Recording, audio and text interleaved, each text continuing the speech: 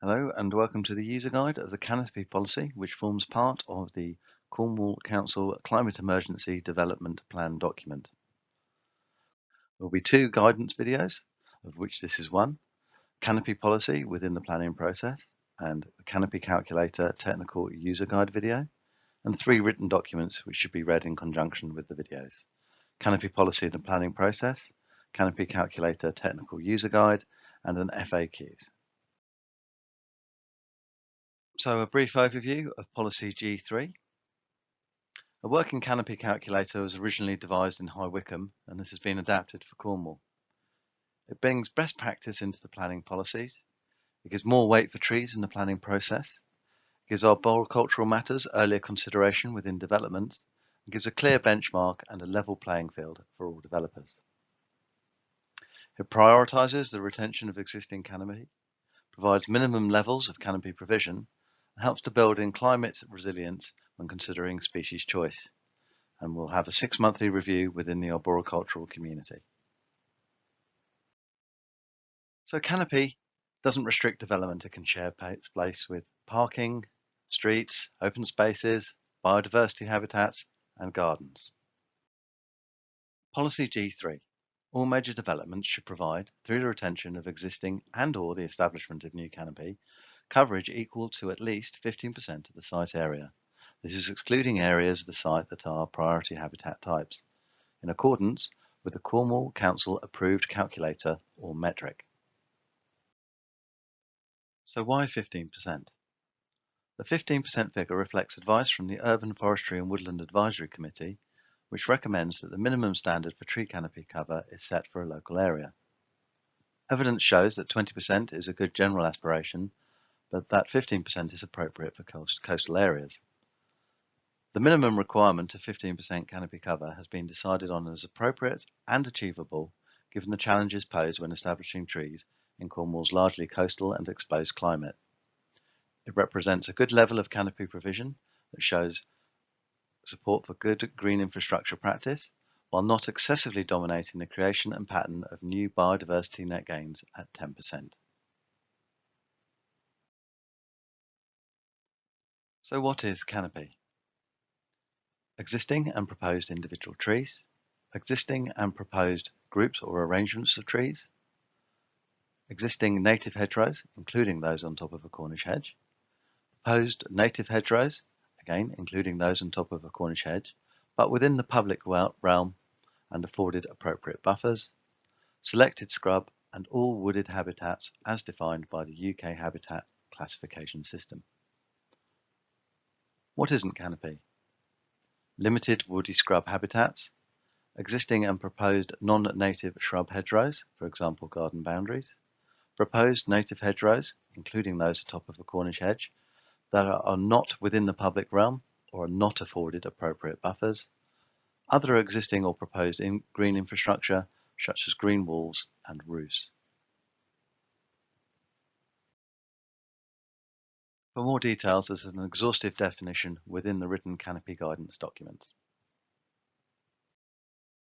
So let's have a look at an example development site. Here is an off-site tree. Here are some hedgerows sited upon the Cornish hedge. Here are some on-site trees. Here is a boundary tree, and here is some scrub habitat. Only canopy that is retained or established within the application site, i.e. the red line boundary, is counted as canopy. Where canopy is considered outside the site, for example, T6 originates outside the site and overhangs inside the site, but does not count as canopy provision. T4, T5, and H5 originate within the site, overhang outside the site, and therefore the overhang does not count as canopy provision and will need to be deducted.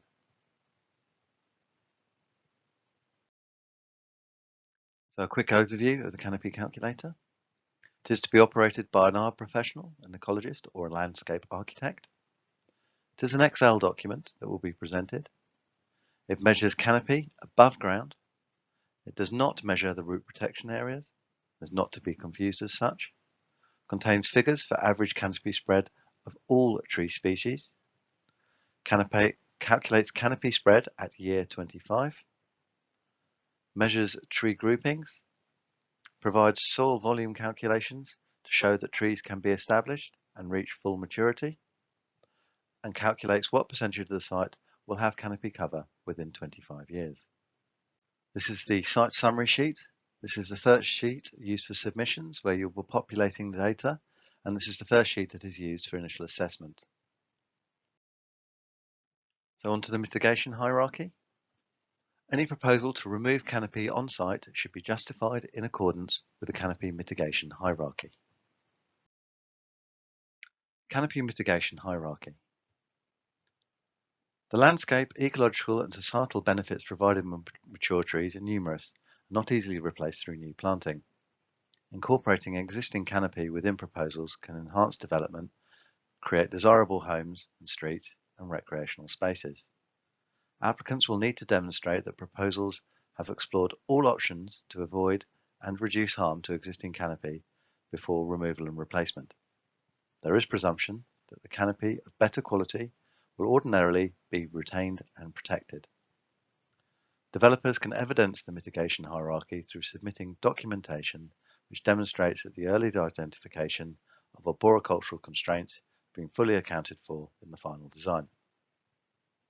Where trees are proposed for retention, it is of vital importance to demonstrate that both canopy and rooting requirements have been identified and are adequately accommodated for, with consideration for current and future dimensions. This differs from the BNG mitigation hierarchy, and there is no off-site compensation for the 15% canopy provision. Where the site already has more than 15%. Where a pre-development site already contains canopy that exceeds the 15% requirement, the development proposal should ensure that the retention of as much canopy as possible on site and in line with the mitigation hierarchy, and should justify the losses proposed. An alternative canopy cover percentage, as evidenced by the council-approved metric, should be agreed with the local authority. Where there is less than a 15% canopy outcome. Where there are significant ecological, historical, landscape or operational reasons to justify a canopy requirement to less than 15% on site, then this can be fully evidenced and an alternative percentage of canopy provision shall be agreed with the council. Where a 15% canopy cover might not be appropriate. Where there is a significant adverse impact upon the character, context, or views from or of a heritage asset, its setting and in relationship with the wider landscape. A significant adverse impact upon a designated landscape or upon the physical condition of a retained historic feature. Sites where aviation or the generation of renewable energy are the primary function. Where canopy provision would have a significant and adverse impact upon the balance of net gains. The provision of the 10% net gain on site. The priority and protected habitats, or rare and or protected species. Minor developments. Minor development sites are not required to demonstrate the 15% canopy target, but should explore all options in relation to canopy provision and take appropriate measures to avoid and reduce harm to existing trees. Proposals shall include, where appropriate and practicable, the provision of new canopy. This is not a requirement for householder development, change of use, i.e. not requiring new dwellings or additional floor space. What documents are required for submissions? Under major developments, a canopy provision plan, Cornwall Canopy Calculator Workbook, and as standard and still current, tree protection plans and arboricultural method statements.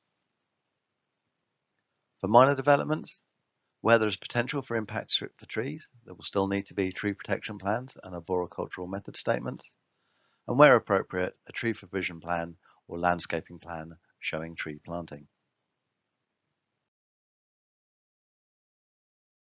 New canopy. New canopies should provide a mix of species that are resilient to pests and diseases and climate change, and should be delivered in sustainable locations in a manner that supports the growth and spatial requirements of the canopy. New canopies should positively contribute towards climate resilience of the site in a manner which protects and enhances existing canopy. Canopy on outline applications. Outline applications will need to identify the likely impacts of the site, the access and the internal layout, and development proposals. The same documents required as for full application, but these would be considered draft and indicative. Further detailed and final submissions secured at reserve matters, in a similar way to tree protection plans and arboricultural method statements. So let's look at an example typical canopy plan. Here we would have the retained boundary hedgerows with the overhang subtracted. The same with the retained boundary tree. We have some retained internal hedgerows. Some new internal hedgerows. We have a new tree group. We have some new scrub habitat. We have some new garden trees. We have some new street trees. And we have some new open space trees.